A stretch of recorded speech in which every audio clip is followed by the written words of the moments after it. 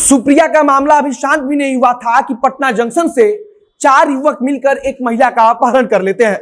महिला के साथ उसकी 3 साल की बेटी भी रहती है। अपहरण करने के बाद से 2 दिनों तक महिला का सामूहिक दुष्कर्म होता रहा। इस दौरान एटीएम कार्ड लेकर अपराधियों ने 20,000 से ज्यादा रुपया भी निकाल लिया। यह सब कुछ तब हुआ जब महिला पटना जंक्शन से बस स्टैंड जाने के लिए एक ऑटो में बैठी। उधर सिवान से कल एक खबर आई कि अपराधियों ने ताबड़तोड़ फायरिंग कर 1 करोड़ से ज्यादा की लूट कर ली है। अपराधियों का हौसला इतना बढ़ा हुआ है कि वे दुकानदार के दुकान में घुसकर उसे गोली मारते हैं और वहां से करोड़ों की लूट कर फरार हो जाते हैं। यह दोनों अलग अलग घटना है और पिछले कई दिनों से सुप्रिया मामले पर खूब चर्चा हो रही है। इन दोनों घटनाओं का बताने का मकसद सिर्फ इतना है कि जो आज सत्ता में है वे जिस 16 साल पहले के जंगल राज की बात करते हैं, क्या आज का जंगल राज उस जंगल राज से कम है? अगर राजधानी पटना के मुख्य इलाके से किसी महिला का अपहरण हो जाता है और उसके साथ 2 दिनों तक गैंगरेप किया जाता है, तो फिर बिहार के अन्य पिछड़े इलाकों की हालत क्या होगी? पिछले कुछ दिनों में हुए आपराधिक घटनाओं पर सिर्फ अगर आप नजर डालेंगे तो आपको किसी आधिकारिक आंकड़े की जरूरत नहीं है यह समझने के लिए कि बिहार में अपराध किस कदर बढ़ा हुआ है। अब नमस्कार, मेरा नाम है मोहित कुमार सिंह और आप देख रहे हैं हमारा विशेष कार्यक्रम explainer. Palm view hospital Patna का सबसे शानदार अस्पताल, जहां ट्रॉमा सर्विसेज के साथ यूरोलॉजी का भी उचित इलाज होता है। इसी के साथ यहां आपातकालीन सेवा जैसी अन्य व्यवस्थाएं भी उपलब्ध हैं। एक महिला राजस्थान के कोटा से ट्रेन पकड़ती है और पटना जंक्शन पर आकर उतरती है। उसे इस बात का अंदाजा नहीं होगा कि यहां पटना जंक्शन पर उतरने के बाद उसके साथ कुछ ऐसा होने वाला है जिसकी उसे कल्पना भी नहीं की है। वह महिला पटना जंक्शन पर उतरकर बाहर निकलती है और फिर वहां से मुजफ्फरपुर के लिए उसे बस पकड़ना था। महिला अपनी 3 वर्ष की बेटी के साथ स्टेशन से ऑटो पकड़ती है बस स्टैंड जाने के लिए। बस स्टैंड में पहुंचकर उसे मुजफ्फरपुर का बस पकड़ना था, लेकिन रास्ते में उसके साथ एक दुर्घटना हुई।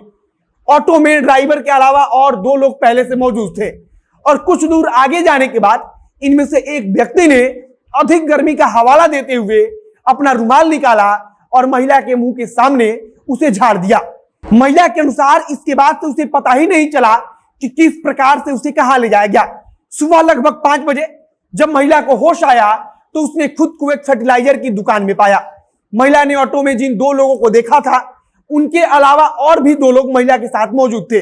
उन अपराधियों ने महिला को धमकाया और बच्ची को मारने की धमकी दी। बच्ची को जान से मारने की धमकी देकर उसका एटीएम कार्ड लिया और महिला से उसका पिन कोड पूछा। इसके बाद से उन अपराधियों ने 20,400 रुपया उस एटीएम कार्ड के जरिए निकाल लिया। इसके बाद अपराधियों ने फिर से बच्ची को मारने की धमकी देकर उसी दुकान में बंद कर महिला के साथ गैंगरेप किया। अब अगर बिहार के सबसे बड़े शहर राजधानी पटना में यह सब कुछ इतनी आसानी से हो सकता है तो अन्य इलाकों के बारे में बात करना भी बेईमानी होगी। कानून का भय शायद बिहार के अपराधियों के अंदर से खत्म हो चुका है। 16 सितंबर को शाम के समय महिला का अपहरण हुआ। एक बार और ध्यान से सुनिएगा कि शाम का समय था, ना कि रात का 1 और 2 बज रहा था। इसके बाद से 18 सितंबर को लगभग आधी रात के समय बदमाश ने महिला को पटना बख्तियारपुर 4 लेन पर लाकर छोड़ दिया। इसके बाद से महिला पुलिस के पास गई, जहां उसने सारी घटना के बारे में बताया। महिला को उन 4 बदमाशों का नाम याद हो गया था क्योंकि वे वापस में एक दूसरे को अपने नाम से ही बुला रहे थे। महिला ने पुलिस को 4 नाम बताया, जिसमें पंकज, सोनू, मणि और संतोष शामिल है। जब हम यह वीडियो बना रहे हैं तब तक सोनू और पंकज की गिरफ्तारी की खबर है। अब दूसरा मामला सिवान का है, जिसके बारे में भी बात करना जरूरी है। शाम के समय 3 बाइक पर सवार होकर 6 बदमाश एक दुकान के बाहर पहुंचते हैं। बदमाश बाइक से उतरकर दुकान के अंदर घुस जाते हैं। वहां मौजूद व्यापारियों के अंदर डर पैदा करने के लिए सोना के कारोबारी सुभाष प्रसाद को बदमाशों ने गोली मार दी।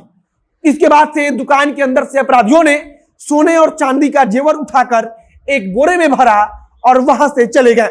दुकान से निकलते वक्त भी लोगों के अंदर डर पैदा करने के लिए बदमाशों ने कई राउंड फायरिंग की। आसपास के लोग और व्यापारी बता रहे हैं कि लगभग 1 करोड़ का गहना बदमाशों ने लूट लिया है। घटना को अंजाम देने के बाद बदमाश चले गए और सुभाष प्रसाद घायल अवस्था में अपनी दुकान में पड़े रहे। बदमाशों के जाने के बाद सुभाष प्रसाद के बेटे रुपेश कुमार ने चिल्लाना शुरू किया तो आसपास के लोग सामने आए और फिर उन्हें अस्पताल में भर्ती कराया गया। ऐसा नहीं है कि इस 2 घटना के अलावा राज्य में बाकी सब कुछ एकदम शांत रहा। हर जगह इस प्रकार की आपराधिक घटनाएं बढ़ रही हैं। कुछ दिन पहले ही एनसीआरबी का डेटा आया था, उसमें बताया गया था कि बिहार आपराधिक मामलों में पूरे देश के अंदर दूसरे नंबर पर है। कभी राजधानी पटना के मुख्य इलाके से किसी महिला का अपहरण करके रेप किया जाता है तो कहीं बाजार के बीचों बीच फायरिंग करके करोड़ों की लूट हो जाती है। यह सब कुछ दिखाता है, दर्शाता है कि बिहार में कानून के ऊपर अपराधी किस प्रकार से हावी है। इस वीडियो को समाप्त करते हैं।